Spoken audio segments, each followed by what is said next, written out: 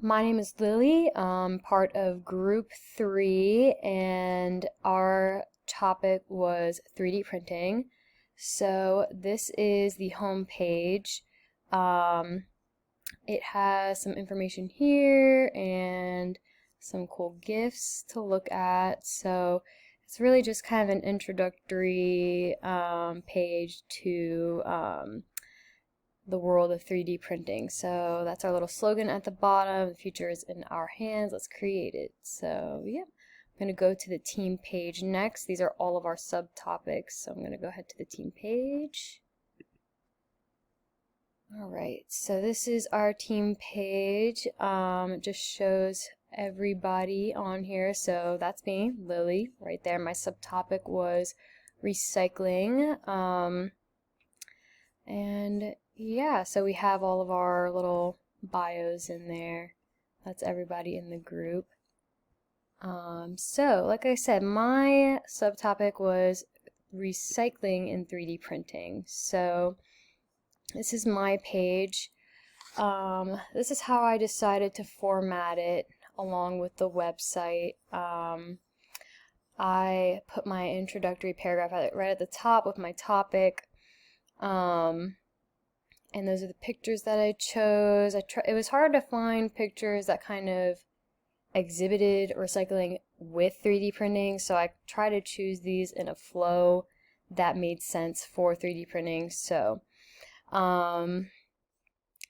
yeah, so the thing about 3D printing and recycling is that mainly it focuses on plastic. So I went, this middle paragraph here in my middle column goes further in detail of the plastics that are best recycled for 3D printers. The plastics get recycled and made into filament, and the filament is used to create with 3D printing. So the plastics that I found were usable, the most usable was plastic number 2, plastic number 5, plastic number 1, number 4, and number 6. Those are the most prominent plastics found. I believe plastic number 1 is the one that is found in plastic bottles, and that's the most popular and sought after plastic used to be recycled for filament for 3D printing. But my middle column goes more in depth of which plastics work the best and are the easiest for someone maybe less experienced in 3D printing to make a filament out of.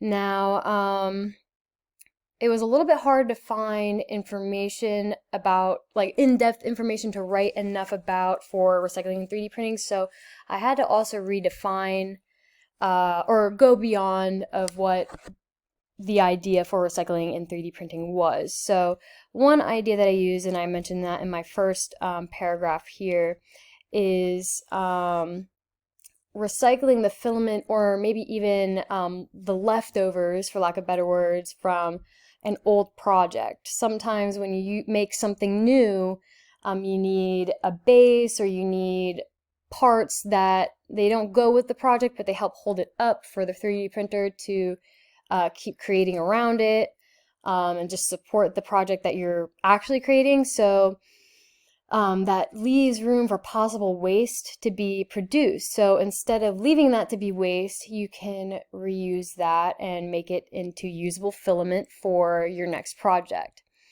The other idea that I had in my third paragraph is about being creative with a 3D printer. There's a lot you can do to recycle that doesn't necessarily mean everybody's first idea of recycling. For example, one of the examples I found in the article that I mentioned in my third paragraph is fixing up old, seemingly unusable items and appliances and making them work for you. So you don't have to throw it away and buy something new. One of the examples in the article that I used was the person had a wireless charger, but it was the wrong size for her new phone that she got. So instead of throwing away the charger and buying a new wireless one for her new phone, she decided to upcycle her wireless charger to be able to accommodate her new phone. So she didn't have to waste her old charger, and she got to create something new and kind of upcycled her old appliance. There's some other examples that I list in there as well. There's tons of ideas someone can come up with to fix things around their house instead of replacing stuff and wasting things with the use of a 3D printer. So the 3D printer is really, really good for recycling and reusing things and upcycling old things. So that is what I found while I was doing my project. I thought it was really interesting to go into recycling and 3D printing, and especially I don't really know a lot about 3D printing in general, so learning how versatile 3D printers are and how you can get waste like plastic bottles, like I said earlier, and just create something usable out of it is just really amazing. A really cool thing about 3D printers. So at the very bottom is where I included my video for the website. So I'm just going to summarize the video. I mean, you can see the title. It says how to 3D print with trash. So the people in the video, they had a bunch of plastic bottle caps, and they show the process of melting down the bottle caps and recreating a filament so that they can make a little trash can. That's kind of what the guy is holding. One of them is holding the bottle caps that they use, and then the other guy across from him is holding a little trash can that they made from the recycled bottle caps. So I thought that video was really cool because it shows how to recycle plastic, how to make the filament, what the process looks like, and how to make something new out of it. So I thought that kind of covered all the bases as a part of my project, and I thought it would be cool and interesting to include in my on my webpage. So that sums it up for me.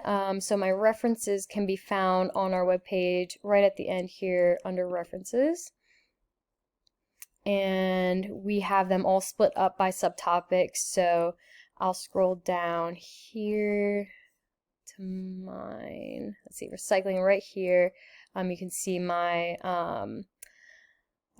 references right here. I had 2 articles to go off of there. So that is my contribution. I had a really good time working with everybody and getting everything together for this website.